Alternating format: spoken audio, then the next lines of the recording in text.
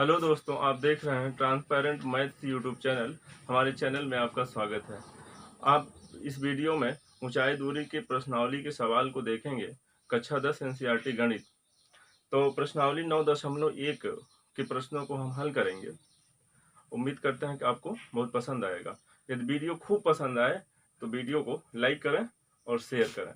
यदि कोई समस्या हो तो कमेंट बॉक्स में लिखकर पूछें। तो प्रश्नावली 9.1 के पहले प्रश्न को हम देख रहे हैं। आपका पहला प्रश्न बोर्ड पर दिखाई दे रहा है। हल करेंगे।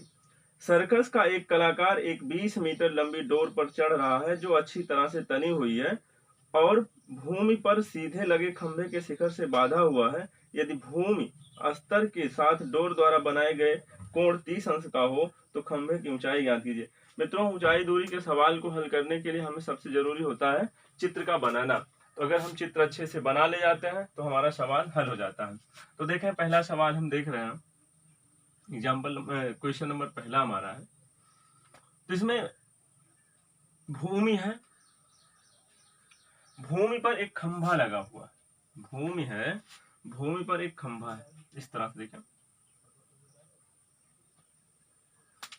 प्रश्न में कह रहे हैं कि सर्कस का एक कलाकार 20 मीटर लंबी डोर पर चढ़ रहा है जो अच्छी तरह से तनी हुई है और भूमि पर सीधे लगे खंभे के शिखर से बांधा हुआ। यानी जो रस्सी है वो खंभे के शिखर से बांधी हुई है और ये भूमि से 30 अंश का कोण बना रही है। कितने अंश का कोण बना रही है? 30 अंश का। यहाँ से रस्सी खंभे के शिखर से बांध दी गई और यहाँ बांध दी गई है, 30 अंश का कोण बना रही। प्रश्न को पढ़ेंगे, आप समझेंगे। कह रहा है यदि भूमि स्तर के साथ डोर द्वारा बनाया गया कोण 30 अंश का हो तो खंभे की ऊंचाई ज्ञात कीजिए। डोर द्वारा भूमि के साथ जो कोण बन रहा है 30 अंश का बन रहा है। अच्छा, इसमें कह रहा, शुरुआत में कह रखा है सर्कस का एक कलाकार एक 20 मीटर लंबी डोर, इसकी डोर की जो लंबाई है, ये डोर देखिए 20 मीटर है। कितनी है? 20 मीटर।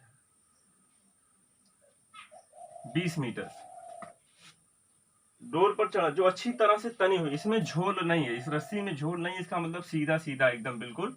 कह रहे हैं कि खंभे की ऊंचाई ज्ञात कीजिए। तो आपसे खंभे की ऊंचाई पूछ रखा है, तो खंभे की ऊंचाई को आप मान लेंगे एच। खंभे की ऊंचाई कितनी मान लेंगे?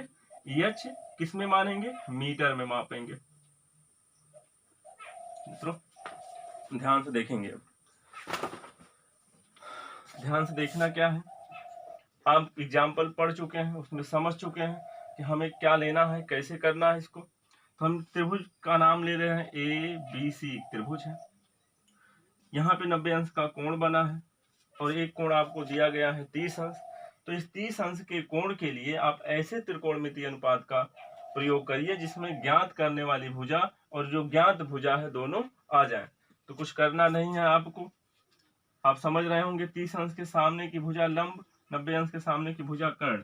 तो आप लेंगे यहाँ पे त्रिभुज ए बी सी में, त्रिभुज ए बी सी में tan, क्योंकि आप जानते हैं, 30 अंश के सामने की भुजा लंब है, 90 अंश के सामने की भुजा कर्ण। लंब और कर्ण दो त्रिकोणमितीय अनुपात में आते हैं, साइन थीटा और कौशिक थीटा में। तो जब साइन 30 ले लेंगे यहाँ पे तो सामने वाली भुजा लंब आ जाएगी ए बी और 90 अंश के सामने की भुजा कर्ण ए सी आ जाएगी। साइन 30 अंश का मान आपको पता है कि 1/2 होता है। साइन 30 अंश का मान 1/2 होता है। तो ए बी का मान हमें निकालना है। ए बी का मान h है और AC का मान कितना है? 20 है। एक काम करेंगे, हम यहाँ पे तिर्यक गुणा करेंगे। जब तिर्यक गुणा करेंगे तो हो जाएगा 2 से h में गुणा तो 2h हो जाएगा और 20 से 1 में गुणा होगा तो हो जाएगा 20। अब देखें, 2 गुणे में उस तरफ भाग में हो जाएगा, h बराबर हो जाएगा 20/2, तो h बराबर हो जाएगा 10 मीटर। मित्रों, आपने खंभे की ऊंचाई कितनी निकाल दिया? खंभे की ऊंचाई कितना निकाल दिया? 10 मीटर। उम्मीद करते हैं कि आप पहला सवाल समझ पाए होंगे। आप बोर्ड पर प्रश्न संख्या 2 देख रहे हैं। आंधी आने से, प्रश्न बहुत बढ़िया है। दूसरा, आंधी आने से एक पेड़ टूट जाता है और टूटा हुआ भाग इस तरह मुड़ जाता है कि पेड़ का शिखर जमीन को छूने लगता है और इसके साथ 30 अंश का कोण बनाता है। पेड़ के पाद बिंदु की दूरी जहां पेड़ का शिखर जमीन को छूता है 8 मीटर है। पेड़ की ऊंचाई ज्ञात कीजिए। मित्रों, बहुत आसान सवाल है, बोर्ड पर आप प्रश्न देख रहे हैं। फिर एक बार हम पढ़ते हैं और चित्र साथ साथ बनाते रहेंगे। अब क्या करना है,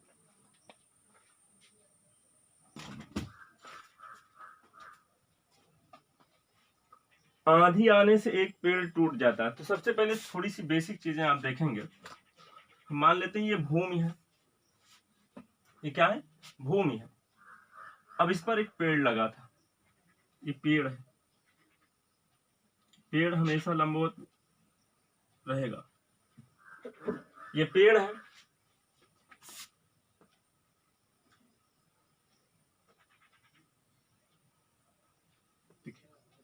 लंबवत। अब क्या होता है, पेड़ तो है, अभी भी है, आ जाती है आंधी, आंधी आती है तो ये पेड़ यहीं से टूट जाता है। यानी पेड़ का जो ऊपरी भाग है टूट कर ऐसे हो जाता है, इस तरह से। यानी पेड़ का जो ऊपरी भाग है ये वाला टूट कर यहाँ आ जाता है, आ जाता है तो यहाँ पे कितने अंश का कोण बनाता है, यहाँ पर 30 अंश का कोण बनाता है। कह रहा कि आंधी आने से एक पेड़ टूट जाता है और टूटा हुआ भाग इस तरह मुड़ जाता है कि पेड़ का शिखर जमीन को छूने लगता है, पेड़ का शिखर जमीन को छूने लगता है, इसके साथ 30 अंश का कोण बनाता है। यहाँ पे कितने अंश का कोण बनाता है, 30 अंश का कोण बनाता है। ये देखिए, तो हमसे कह रहे हैं पेड़ के पाद बिंदु की दूरी, पेड़ के पाद बिंदु की दूरी जहां पेड़ का शिखर छूता है, यहां से देखिए छुआ यहाँ पे है, यहां से पेड़ के पाद बिंदु की जो दूरी है 8 मीटर, यहां से यहां तक की जो दूरी है आपको 8 मीटर दे रखा है। कितना दे रखा है, 8 मीटर। हमसे कह रहे हैं कि पेड़ की ऊंचाई ज्ञात कीजिए। इसमें लिखा हुआ है कि पेड़ की ऊंचाई ज्ञात कीजिए। मित्रों ध्यान से देखें, पेड़ तो पहले इतना बड़ा था, लेकिन आंधी आने से इतना वाला भाग टूट करके इधर आ जाता है, तो ये पोर्शन अब टूट गया। इसको हम डाट डाट करके ही अपने माइंड में रखें कि ये पेड़ था पहले, ये पेड़ पहले था लेकिन अब टूट गया। लेकिन हम आभास कर रहे हैं कि पेड़ की ऊंचाई इतनी थी, तो हम मान लेते हैं कि पेड़ की ऊंचाई, पूरा पेड़ की ऊंचाई इतना है, जितना पेड़ रहेगा उतना ही मानेंगे हम। पेड़ कितना ऊंचा है, h मीटर। पेड़ हमने कितना ऊंचा मान लिया, h मीटर मान लिया। अब होता क्या है, जब आंधी आ जाती है, आंधी आती है जब, तो ये यक्स पोर्शन, कितना पोर्शन, ये यक्स वाला जो टूटा हुआ भाग, उसको हम क्या मान लेते हैं, यक्स मान लेते हैं। इतना टूट करके इधर चला जाता, इतना जब यक्स है, ध्यान से देखें, इतना यक्स है, तो ये वाला पोर्शन टूट के इधर चला जाएगा। इसका मतलब ये कितना हो जाएगा, ये भी तो यक्स हो जाएगा। जब यक्स इतना हमने माना तो इतना क्या हो जाएगा, यक्स हो जाएगा। अब देखिए पूरा यक्स था, यक्स टूट गया, बचा कितना, अभी पेड़ का कितना भाग खड़ा है, यच माइनस यक्स भाग खड़ा, यानी यच माइनस यक्स मीटर खड़ा है। कितना खड़ा है, एच माइनस यक्स मीटर। कुछ नहीं करना, चित्र आपको समझ में आया होगा। अब इसमें आपको पता है कि हमें निकालना क्या है, हमें पूरा पेड़ निकालना, पूरे पेड़ की ऊंचाई निकालनी है। तो एक काम करेंगे, इस 30 अंश के लिए एक बार ऐसा काम करेंगे कि ज्ञात भुजा अज्ञात भुजा, फिर एक बार इसी कोण के लिए ये अज्ञात भुजा और ज्ञात भुजा ले लेंगे। तो हम नामांकन अगर कर लें, यहाँ पे ए बी, यहाँ सी लेते हैं, यहाँ पे डी लेते हैं। हमने पूरा पेड़ की ऊंचाई मान रखी है एच, तो 30 अंश के लिए हम इसको और इसको लेना चाहते हैं। तो ये आधार है और ये आधार है और ये कर्ण है, 90 अंश के सामने की भुजा कर्ण। तो यहाँ पे देखें, आधार कर्ण किस में आते हैं, सेक और कॉस में, तो हम cos 30 ले रहे हैं। cos 30 अंश बराबर आधार 8 है और कर्ण यक्स है। cos 30 अंश का मान होता है √3/2 इज इक्वल टू 8/यक्स। फिर ये गुणा करेंगे तो हो जाएगा √3x बराबर 8 दूना 16, यक्स बराबर हो जाएगा 16/√3। ये किसका मान आया, यक्स का मान आया। अब क्या करना है, यक्स का मान अभी आया। अब की बार हमें ऐसा कुछ करना है जिसमें ये भुजा आ जाए। 30 अंश के लिए लंब है, ये आधार है, लंब है, ये आधार है, तो tan 30 लगाएंगे। तो पुनः का मतलब दोबारा हम ले रहे हैं tan 30 अंश लंब हो जाएगा हमारा।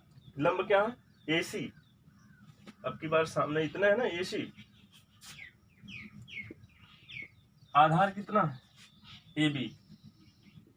tan 30 अंश का मान आपको पता है 1/√3 बराबर 1/√3, और AC का मान कितना है, h माइनस एक्स है। AB का मान कितना है, 8 है। तो फिर ये गुणा कर देंगे तो जाएगा √3 h माइनस एक्स बराबर 8 के 8। √3 यहाँ पे गुणे में उस तरफ जाएगा, भाग में हो जाएगा, h minus x is equal to 8/√3। यहाँ माइनस एक्स है, उस तरफ ले जाएंगे तो प्लस एक्स हो जाएगा, तो हो जाएगा h is equal to 8/√3 plus x. X का मान आपने निकाल ही रखा है यहाँ पे, तो h बराबर हो जाएगा 8/3 धन 16/3। हर समान है, अंश जुड़ जाएंगे तो हो जाएगा h इज इक्वल टू 16 और 8 24 होगा। नीचे हर जानी रहे √3 है। एक काम करते हैं, हम अंश और हर में करणी में 3 से गुणा कर देते हैं, इसलिए हर का परिमेयीकरण हो जाएगा। तो आप लिखेंगे यहाँ पे अंश व हर में करणी में 3 से गुणा, तो h इज इक्वल टू हो जाएगा 24 करणी में 3, करणी में 3 से ऊपर गुणा, करणी में 3 से नीचे गुणा, तो हो जाएगा यहाँ पे 24 करणी में 3 बटे क्या हो जाएगा 3, तो 3 से काट देंगे, h इक्वल टू हो जाएगा 8√3 मीटर, 8√3 मीटर। पूरे पेड़ की ऊंचाई आ गई, पूरे पेड़ की ऊंचाई आ गई। उम्मीद करते हैं कि दूसरा प्रश्न आप समझ पाए होंगे। इसके बाद हम चलते हैं प्रश्न संख्या 3 की तरफ। बोर्ड पर प्रश्न संख्या 3 आपको दिखाई दे रहा है। एक ठेकेदार, वो प्रश्न लिखा है, एक ठेकेदार बच्चों को खेलने के लिए एक पार्क में 2 फिसलन पट्टी लगाना चाहती है। फिसलन पट्टी का मतलब आप प्राइमरी स्कूलों में देखे होंगे, जिसपे बच्चे चढ़ करके उस पर बैठ जाते हैं और फिसलते हुए फिर नीचे आते हैं, उसी फिसलन पट्टी की बात कर रहा है। 5 वर्ष से कम उम्र के बच्चों के लिए वह एक ऐसी फिसलन पट्टी लगाना चाहता है, इसमें लिखा हुआ चाहती है, जिसका शिखर 1.5 मीटर की ऊंचाई पर हो और भूमि के साथ 30 अंश के कोण पर झुका हो। ये 5 वर्ष से कम उम्र के बच्चों के लिए है, जबकि इससे अधिक उम्र के बच्चों के लिए 3 मीटर ऊंचाई पर एक अधिक ढाल की फिसलन पट्टी लगाना चाहती है, जो भूमि से 60 अंश का कोण बनाती हो। प्रत्येक स्थिति में फिसलन पट्टी की लंबाई ज्ञात कीजिए। बहुत आसान सवाल है, तो देखते हैं प्रश्न को फिर से पढ़ते पढ़ते हम चित्र बनाएंगे, इसके बाद हल करेंगे। तो इसमें 5 वर्ष से कम उम्र के लिए, 5 वर्ष से अधिक उम्र के लिए 2 तरह की फिसलन पट्टियां आपको बनानी है। तो यहाँ पे हम लिख देते हैं 5 वर्ष से कम उम्र के बच्चों की फिसलन पट्टी।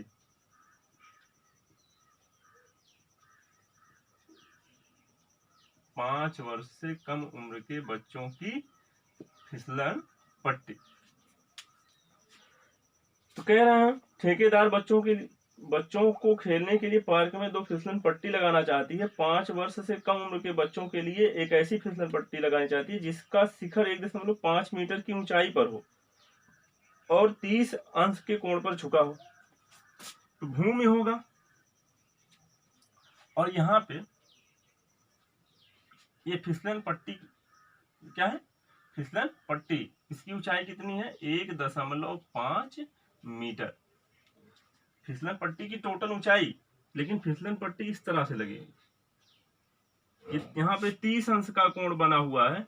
बच्चे यहाँ पीछे सीढ़ी लगी होती है, हालांकि इसमें सीढ़ी की चर्चा नहीं की गई है। बच्चे यहाँ तक जाते हैं, यहाँ से बैठते हैं, बैठने के बाद फिसलते हुए यहाँ तक आते हैं। तो ये फिसलन पट्टी हो गई। ये क्या हो गई? फिसलन पट्टी। तो हमसे पूछ रहे हैं फिसलन पट्टी की लंबाई, तो हम मान लेते हैं कि फिसलन पट्टी की लंबाई कितनी है? एल है। फिसलन पट्टी की लंबाई कितनी है? एल है। बहुत आसान सवाल है। ए बी सी बन गया। यहाँ पे हम लिख देते हैं माना फिसलन पट्टी की लंबाई बराबर एल मीटर। 30 अंश के लिए ऐसे त्रिकोणमितीय अनुपात का प्रयोग करें जिसमें ज्ञात भुजा अज्ञात भुजा आ जाए। आपको दिख रहा होगा कि लंब है, 90 अंश के सामने क्या होता है? कर्ण। तो 30 अंश के लिए लंब है, कर्ण है, साइन लगा देते हैं। त्रिभुज कौन सा है? त्रिभुज ए बी सी में साइन 30 अंश बराबर लंब हो जाएगा BC बटे आधार क्या होगा? सॉरी, साइन के लिए लंब बटा कर्ण होता है, कर्ण AC हो जाएगा। साइन 30 अंश का मान आपको पता है 1/2। BC का मान कितना है? 1.5 मीटर। AC का मान L आपने मान रखा है L मीटर। कितना? L। त्रिज्या गुणा कर देंगे तो L इक्वल टू हो जाएगा 1.5 दूना 3 मीटर। यानी 5 वर्ष से कम उम्र वाले बच्चों के फिसलन पट्टी की जो लंबाई होगी वो कितना है? 3 मीटर। अब देख लेते हैं 5 वर्ष से अधिक, 5 वर्ष से अधिक उम्र के बच्चों के लिए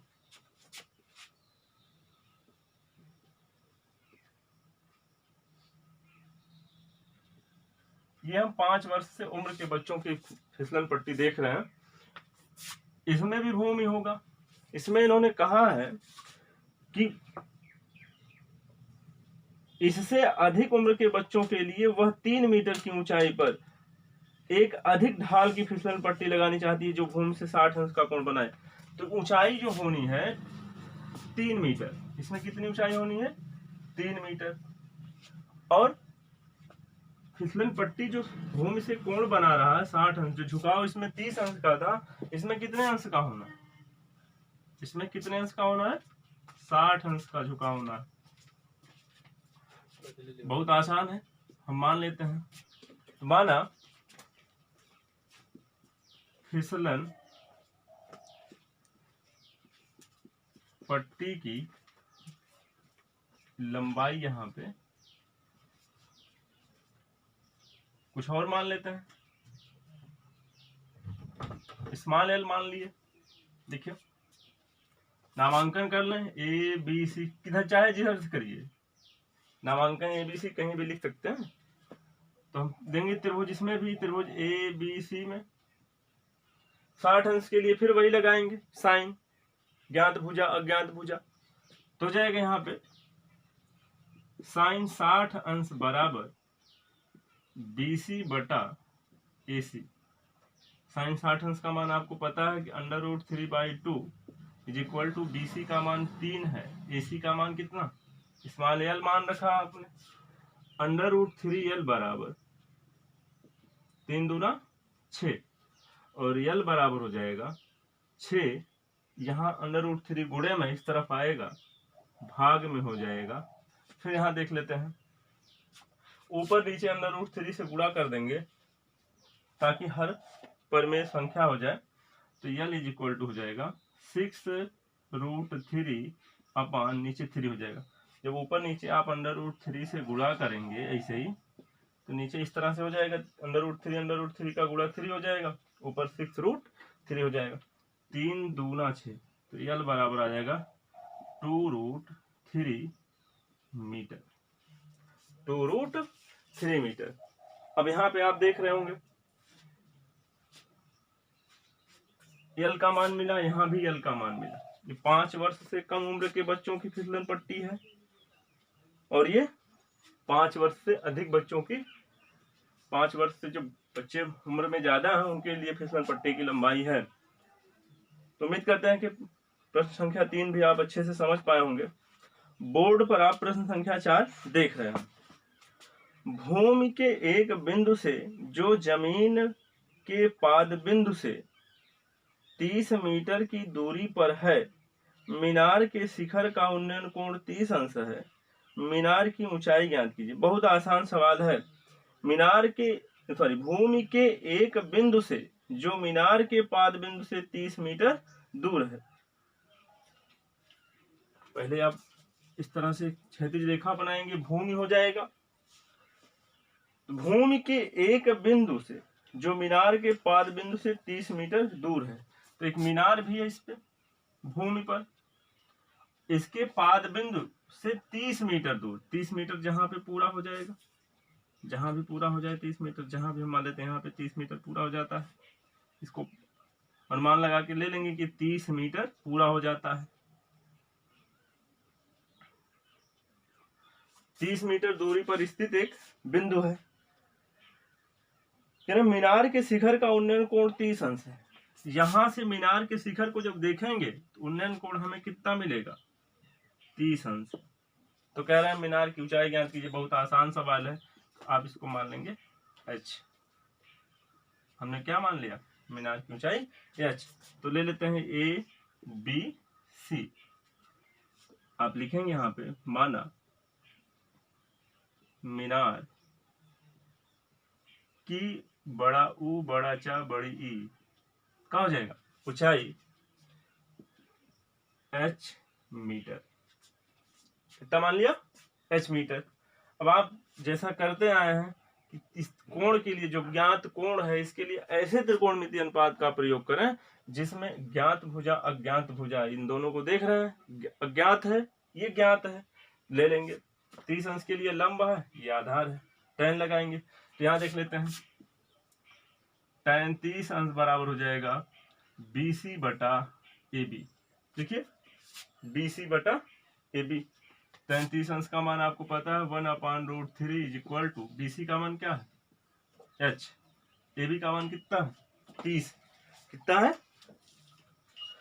30 मीटर है। तो यहाँ आप रख देंगे 30 मीटर। फिर ये गुणा करेंगे, √3h बराबर हो जाएगा 30, गुणे भाग में हो जाएगा h बराबर 30/√3। ऊपर नीचे √3 से गुणा कर लेंगे,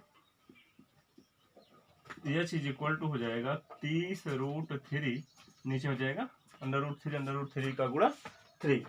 काट देंगे, 3 दहा में 30, h बराबर आ जाएगा 10 करणी में 3 मीटर।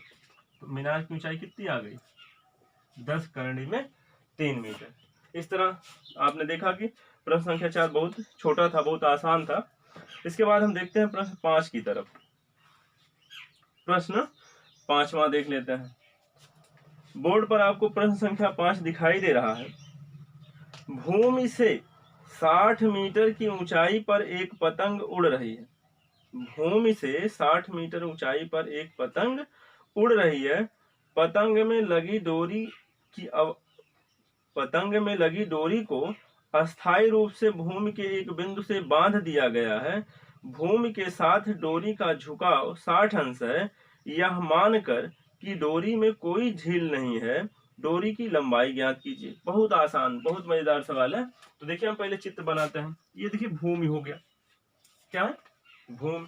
और कहीं पे पतंग उड़ रही है। मान लेते हैं ये पतंग है, उड़ रही है।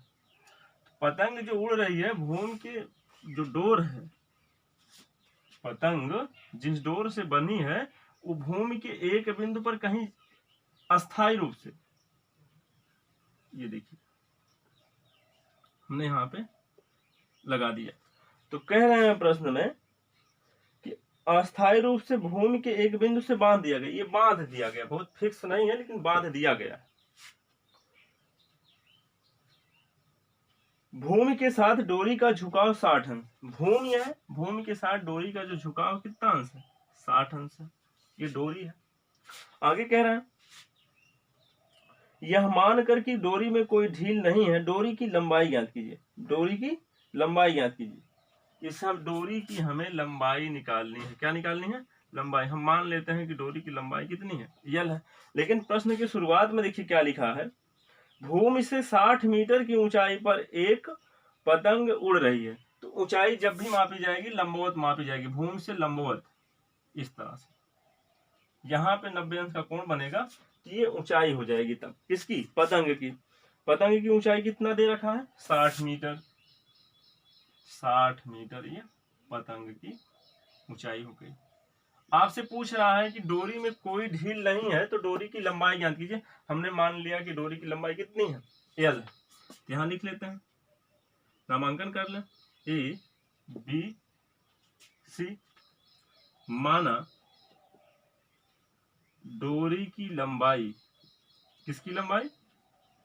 डोरी की लंबाई बराबर यल मीटर। मीटर में मानेंगे क्योंकि यहाँ पे मीटर दिया गया है। तब त्रिभुज ले लेंगे ए बी सी में क्या लगाएंगे? 60 अंश। 60 अंश के लिए कौन कौन सी भुजा आनी चाहिए? ये भुजा और ये भुजा। आप जानते हैं 60 अंश के सामने की भुजा लंब, 90 अंश के सामने की भुजा कर्ण। तो आप लगाएंगे साइन 60 अंश बराबर BC बटा AC। साइन 60 अंश का मान आपको पता है √3/2। BC का मान कितना है? 60 बटे AC का मान कितना है? यल। यल निकालना हमें, त्रिया गुणा कर लें। √3 से यल में गुणा होगा तो √3 यल बराबर हो जाएगा 20। 60 और 2 में जब गुणा है तो 120 हो जाएगा। अब आप देख रहे हैं कि यहाँ √3 गुणे में है, इधर जाएगा भाग में हो जाएगा। यल बराबर हो जाएगा 120 बटे करणी में 3। ऊपर नीचे करणी में 3 से गुणा कर देंगे, हर का परिमेयीकरण हो जाएगा, सरल भी हो जाएगा। तो 120 करणी में 3, 120 से करणी में 3 में गुणा, 120 करणी में 3 और इनका गुणा हो जाएगा 3। अब इससे भाग करेंगे, कट जाएगा। यल बराबर हो जाएगा 3 चौका 12, 40 हो जाएगा। 40 करणी में 3 मीटर। आपने जो डोर ली थी, डोर की जो लंबाई है कितनी आ गई? 40 करणी में 3 मीटर। इस डोर की लंबाई कितनी आ गई? 40 करणी में 3 मीटर। अब इसके बाद हम चलते हैं अगले प्रश्न की तरफ। बोर्ड पर आप प्रश्न संख्या 6 देख रहे हैं। लिखा है 1.5 मीटर लंबा एक लड़का 30 मीटर ऊंचे एक भवन से कुछ दूरी पर खड़ा है। जब वह ऊंचे भवन की ओर जाता है तब उसकी आंख से भवन के शिखर का उन्नयन कोण 30 अंश से 60 अंश हो जाता है। बताइए कि वह भवन की ओर कितनी दूरी तक चलकर गया है। बढ़िया सवाल है। प्रश्न को आपने पढ़ लिया। अब हम देखते हैं इसको कैसे इसका चित्र बनेगा। पहले भूमि होगी। देखिए चित्र मेरे इंपॉर्टेंट लगता है। ये भूमि है और भवन है। क्या है? ये भवन। भवन को आप हमेशा, घर जो बिल्डिंग जो बनेगी क्षैतिज से लंबवत ही रहेगी। 1.5 मीटर लंबा लड़का 30 मीटर ऊंचे भवन से कुछ दूरी पर खड़ा है। जो भवन है ये 30 मीटर ऊंचा है। कितना ऊंचा है? 30 मीटर ऊंचा है। और 1.5 मीटर लंबा व्यक्ति लड़का है। यहाँ पे देखेंगे 1.5 मीटर लंबे लड़के की लंबाई दी गई है। लेकिन अगर लड़के की लंबाई न दी गई होती तो लड़के को हम बिंदु के आकार का मानते, लेकिन यहाँ लड़के की लंबाई दी गई है तो आप लड़के की लंबाई को दर्शाएंगे। देखिए लड़का है, लड़का कितना लंबा है, 1.5 मीटर लंबा लड़का। अब प्रश्न को एक बार पुनः पढ़ते हैं। 1.5 मीटर लंबा लड़का, 1.5 मीटर लंबा लड़का 30 मीटर ऊंचे भवन से कुछ दूरी पर खड़ा है। ये 30 मीटर ऊंचा भवन है, इससे कुछ दूरी पर खड़ा है। आगे क्या कह रहे हैं, जब वह ऊंचे भवन की ओर जाता है तब उसकी आंख से भवन के शिखर का उन्नयन कोण 30 से 60 अंश हो जाता है। मित्रों ध्यान देंगे, जब भी हमें उन्नयन कोण बनाना हो तो आप पहले एक क्षैतिज स्तर बनाएंगे। क्या बनाएंगे, क्षैतिज स्तर। तो सोचिए अगर ये लड़का है, लड़के की आंख यहाँ ऊपर होगी तो ये पहले क्षैतिज स्तर यानी इस तरह से देखेगा, आधार के समांतर देखेगा, फिर ये शिखर, भवन के शिखर को तब जाकर ये देखेगा, इसके बाद ये भवन के शिखर को देखेगा। अब यहाँ पे उसकी आंख में जो उन्नयन कोण बन रहा है 30 अंश। फिर क्या कह रहे हैं, जब ऊंचे भवन की ओर जाता है तो उसकी आंख से भवन के शिखर का उन्नयन कोण 30 से 60 हो जाता है। तो पहले 30 था, अब ये लड़का भवन की ओर जाएगा तो लड़का इतने बड़ा रहेगा, बढ़ तो जाएगा नहीं। अब ये क्षैतिज स्तर है, देख रहे हैं आप, ये जो डाट डाट करके है ये क्षैतिज स्तर है। अभी फिर ऊपर की तरफ देखिएगा, यहाँ पे उन्नयन कोण यहाँ पे 30 अंश, अब की बार उन्नयन कोण कितना हो जाएगा, 60 अंश हो जाएगा। कितना हो जाएगा, 60 अंश हो जाता है। तो आगे क्या कह रहे हैं, बताइए कि वह भवन की ओर कितनी दूरी चलकर गया। बताइए कि वह भवन की ओर कितनी दूरी चलकर गया। देखिए यहाँ से यहाँ तक पूछ रहा, भवन की दूरी कितनी दूरी चल के गया, हम मान लेते हैं कितना, डी मान लेते हैं। कितना मान लिए, डी मान लिए। बहुत अच्छा सवाल है। अच्छा आप ध्यान से देखें, अगर इतना डी है इतना भी डी होगा, यहां से लेकर यहां तक। इतनी दूरी हमें मालूम नहीं है, इसको हम मान लेते हैं एक्स। कितना मान लेते हैं, एक्स। इतना डी है तो देखिए यहां से यहां तक भी डी हो जाएगा। इतना यक्स है तो यहां से लेकर यहां तक यक्स हो जाएगा। मीटर में है सब, यक्स मीटर। बढ़िया सवाल है, आप ध्यान से देखेंगे, डी मीटर। अगर हम आपसे बात करें पूरा कितना होगा, आप बता देंगे कितना डी इतना यक्स। पूरा पूरा कितना हो जाए, डी प्लस यक्स हो जाएगा मीटर में। लेकिन इतना डी है इतना यक्स है।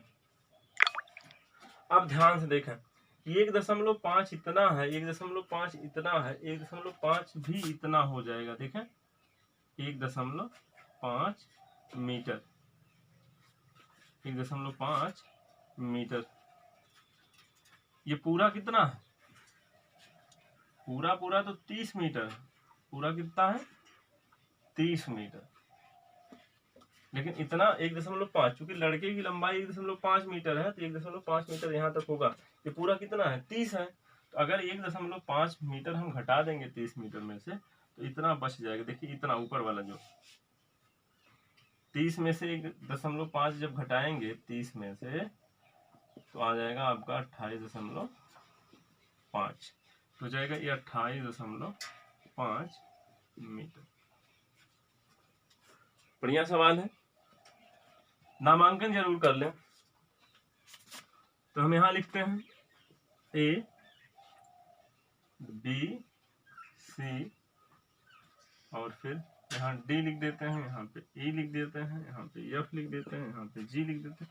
नामांकन कुछ भी कर लें आप इस तरह। हमसे क्या पूछ रहे हैं, कितनी दूर चलकर गया था, भवन की ओर कितनी दूर चलकर गया है। तो मान लेते हैं लड़का भवन की ओर कितना चला है, डी मीटर चला। अब करना क्या है, इसमें आपको 60 अंश दिखाई दे रहा है, 30 अंश दिखाई दे रहा है। तो 60 अंश जिस त्रिभुज में दिखाई दे रहा है एक बार उसको लेंगे, त्रिभुज CED, और एक बार CFD। 30 अंश किस में दिखाई दे रहा है, बड़े वाले में, 60 अंश इस छोटे वाले में दिखाई दे रहा है। तो आप त्रिभुज को चुनेंगे।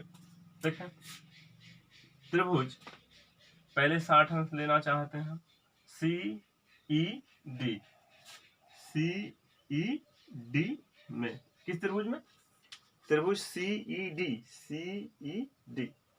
60 अंश के लिए सामने वाली भुजा लंब और ये आधार, तो हो जाएगा tan 60 अंश बराबर लंब कितना है, आपने देखा था 28.5 मीटर आया था,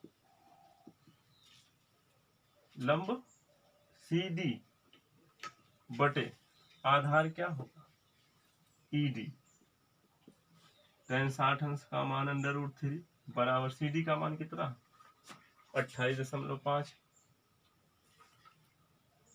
बटे ED का मान कितना है, x है। त्रिय गुणा कर लेंगे तो हो जाएगा, या स्थान चेंज हो जाएगा इनका देखें, x √3 के स्थान पर √3 x के स्थान पर, तो अंदर त्रिय गुणा करने पर भी यही आता। हमने x का मान निकाल लिया, जरूरत पड़ेगी तो हम x के स्थान पर उतना लिख देंगे। अब की बार हम 30 अंश लगाएंगे, क्या लगाएंगे, 30 अंश। 30 अंश की त्रिभुज मिलेगा CFD में, तो पुनः त्रिभुज चुन लेते हैं हम CFD में। 30 अंश के लिए लंब क्या होगा, CD, tan 30 अंश बराबर CD, आधार कितना है, F से D तक, FD, इतना प्लस इतना, टोटल कितना हो जाएगा FD। tan 30 अंश का मान 1/3 CD का मान आपको पता है 28.5, FD का मान आप देख रहे होंगे D प्लस एक्स, यानी टोटल कितना था, D प्लस एक्स था। फिर ये गुणा कर लें, तो D प्लस एक्स से जब 1 में गुणा होगा तो D प्लस एक्स होगा, और 28.5 से √3 में गुणा होगा तो 28.5 और यहाँ x देखिए प्लस में है, उस तरफ जब जाएगा तो हो जाएगा माइनस में, तो D बराबर हो जाएगा 28.5 करनी में 3 प्लस एक्स उस तरफ जाएगा माइनस एक्स हो जाएगा, माइनस एक्स हो जाएगा। ध्यान से एक चीज और देखेंगे, अगर यहाँ पे हम पहले से थोड़ा सा √3 से ऊपर नीचे गुणा कर लिए होते तो और आसान हो जाता, तो आ जाता ये 28.5 √3 बटे 3, और यहाँ पे 3 से आप भाग कर देते तो 3 9 27 हो जाता, और 0.3 बचे 15, इस तरह से 9.5 करने में 3। तो अगर यह x का मान हम यहाँ पे सीधा सीधा वही रख दें, 28.5 √3 माइनस x के स्थान पर 9.5 √3 रख दें। अच्छा, इतना ही रख देंगे तब भी कोई दिक्कत नहीं होगी, थोड़ा सा कैलकुलेशन हमारा बड़ा हो जाएगा। इसमें से इसको जब घटा देंगे तो आ जाएगा हमारा 19, कितना जाएगा देखिए, 5 में से 5 जाएगा 0, 8 में से 9 जाएगा 9, और यहाँ पे एक बचा है 19 और √3, यानी 28.5 करनी में 3 में से 9.5 करनी में 3 घटेगा तो 19 करनी में 3 आ जाएगा। ये आपका उत्तर रहा, इतना मीटर। तो जो लड़का है भवन की तरफ कितना दूरी चलेगा, 19 करनी में 3 मीटर दूरी चलेगा भवन की ओर, तब उसके आंख में जो उन्नयन कोण बन रहा है 30 अंश से 60 अंश हो जाएगा। उम्मीद करते हैं कि आपको प्रश्न छठा बहुत अच्छे से समझ में आया होगा। इसके बाद हम देखते हैं प्रश्न संख्या 7वां। प्रश्न संख्या 7 बोर्ड पर आप देख रहे हैं, भूमि के एक बिंदु से एक 20 मीटर ऊंचे भवन के शिखर पर लगी एक संचार मीनार का मतलब आप टावर समझ सकते हैं, जो टावर लगे होते हैं, उसी टावर की बात कर रहा। संचार मीनार के तल और शिखर का उन्नयन कोण क्रमशः 45 अंश और 60 अंश है। मीनार की ऊंचाई ज्ञात कीजिए। अच्छा सवाल है। क्या कह रहे हैं? भूमि के एक बिंदु से एक 20 मीटर ऊंचे भवन के शिखर पर लगी संचार मीनार। तो मित्रों आप देखेंगे तो ये भूमि हो जाता है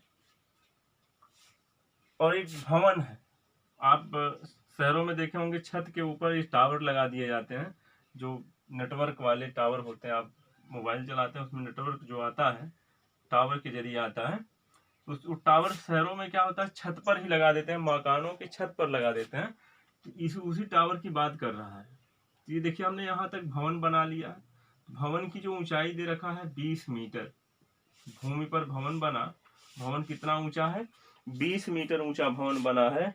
कह रहे हैं भवन के शिखर पर लगी एक संचार मीनार के तल और शिखर का उन्नयन कोण 45 अंश और 60 अंश।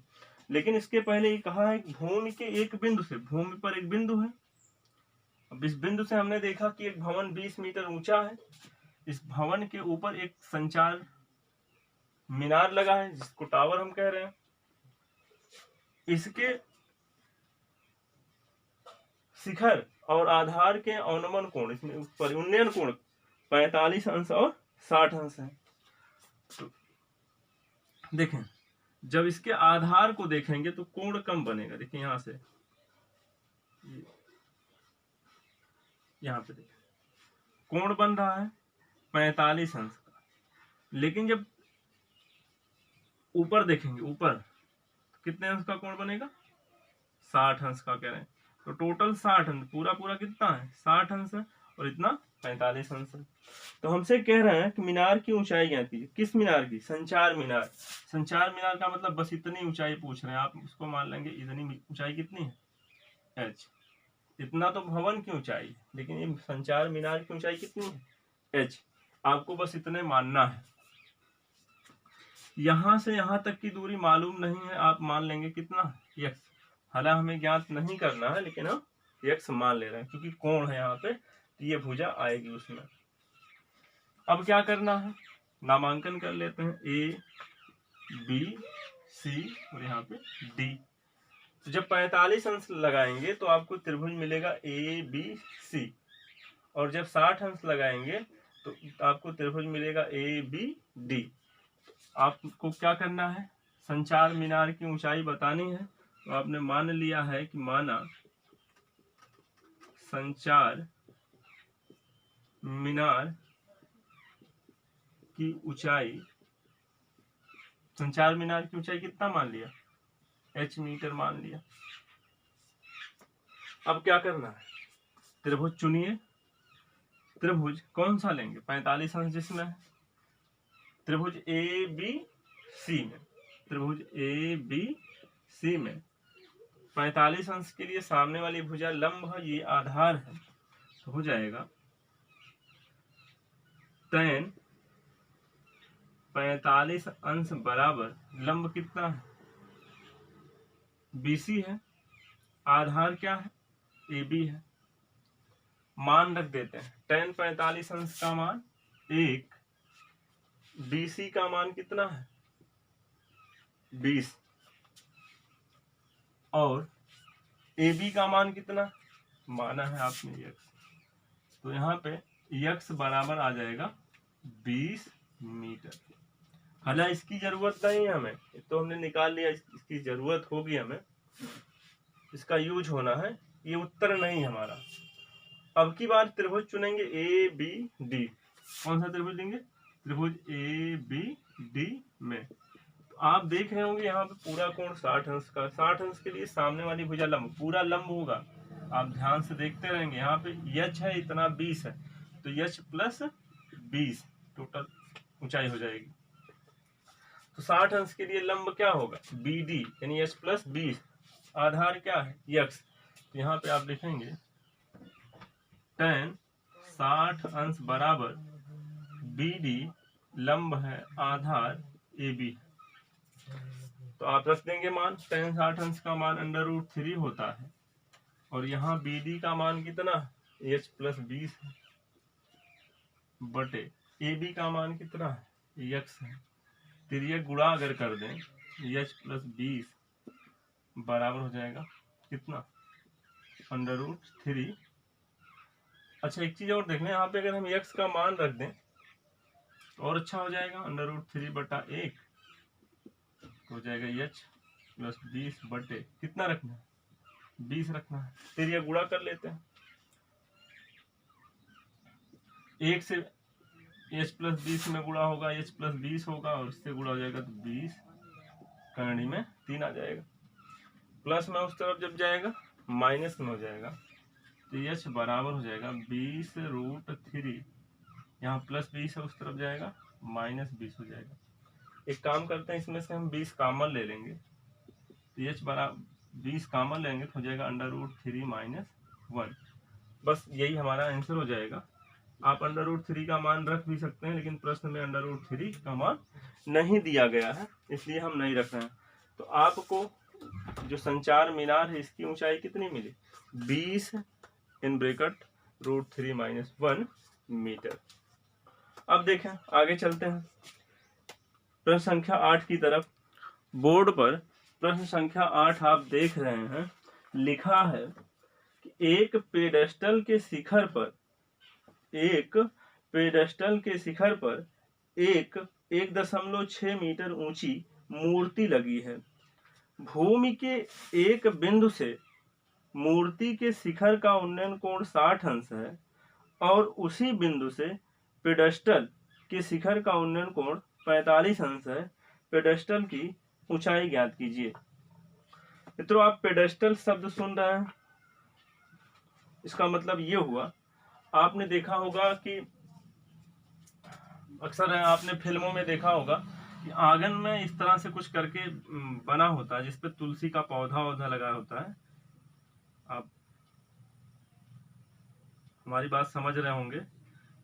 जब हम फिल्मों को देखते हैं, फिल्मों में ऐसा होता है, पूजा करते अक्सर दिखाया जाता है उसमें, तो इस तरह से आपको उसमें दिखाई देगा,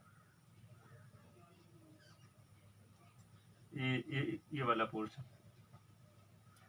इस पे कहीं कहीं मूर्ति लगी होती है, मूर्ति लगी पेडेस्टल, या आप उस तरह से देखे होंगे कि जहाँ पे भीमराव अंबेडकर की मूर्ति लगी होती है, तो वहाँ नीचे इस तरह से कुछ बना होता है, इस मूर्ति रखने के लिए। इसके बाद भीमराव अंबेडकर जी को यहाँ पे किताब लेके खड़ा कर दिया जाता है, देखा होगा आपने। तो ये जिस पर खड़े होते हैं, ये वाला जिस जो फाउंडेशन बना हुआ है, बेस जो बना हुआ है, यही पेडेस्टल है और ये मूर्ति है। आप समझ गए होंगे पेडेस्टल का मतलब। अब चित्र आप बना सकते हैं, तो हम बनाते हैं। तो कहा है, कह रहा है कि एक पेडेस्टल के शिखर पर 1.6 मीटर ऊंची मूर्ति लगी है। तो हम पेडेस्टल मान लेते हैं कि इतना ऊंचा पेडेस्टल है। ये क्या है, पेडेस्टल, जिस पर मूर्ति रखी जानी है। अब अगर इस पे हम मूर्ति रखेंगे तो मूर्ति की लंबाई जो होनी है 1.6 मीटर। कितना, 1.6 मीटर। मूर्ति कितनी लंबी है, 1.6 मीटर ऊंची मूर्ति लगी है। भूमि के एक बिंदु से मूर्ति के शिखर का उन्नयन कोण 60 है। मूर्ति के शिखर का उन्नयन कोण 60 है। कहां से, भूमि के एक बिंदु से। तो हम मान लेते हैं भूमि का एक बिंदु ये है, भूमि का एक बिंदु ये है, यहीं से उन्नयन कोण कितना है, 60 अंश है। फिर कह रहे हैं और उसी बिंदु से पेडेस्टल के शिखर का, अब तक किसके शिखर का था, मूर्ति के शिखर का, अब की बार किसके शिखर का, पेडेस्टल के शिखर का। पेडेस्टल यहाँ तक है, ऊपर वाला भाग शिखर कहलाएगा। यहाँ का जो उन्नयन कोण है, कह रहे हैं कितना है, पूरा कितना, 60 है। इसको कह रहे हैं 45 अंश है। पूरा कितना है, 60 अंश है। ध्यान से देखें, कह रहे हैं यदि ये उनका नाम है, भूमि के एक बिंदु से मूर्ति के शिखर का उन्नयन कोण 60 अंश और उसी बिंदु से पेडेस्टल के शिखर का उन्नयन कोण 45 अंश है। पेडेस्टल की ऊंचाई ज्ञात कीजिए। पेडेस्टल की ऊंचाई मतलब हमें इतना पूछना, बताना इतना, ये देखिए यहाँ तक पेडेस्टल की ऊंचाई h, इतना केवल बताना है। तो हम इतनी दूरी को मान लेते हैं ये x है, यहाँ a लिखेंगे, यहाँ पे b लिख देते हैं, यहाँ पे c लिख देते हैं, यहाँ पे d लिख देते हैं। अगर आपसे पूछे पेडेस्टल कितना ऊंचा है तो BC कहेंगे, h है। और किस में मानेंगे? मीटर में। माना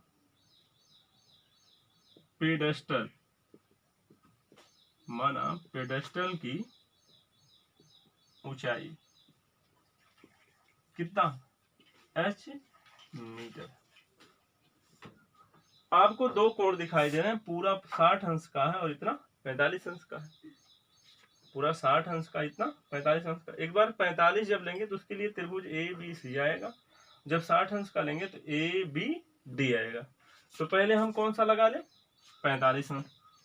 तो त्रिभुज ABC में tan 45 अंश बराबर हो जाएगा, लंब क्या है? BC है, आधार क्या है?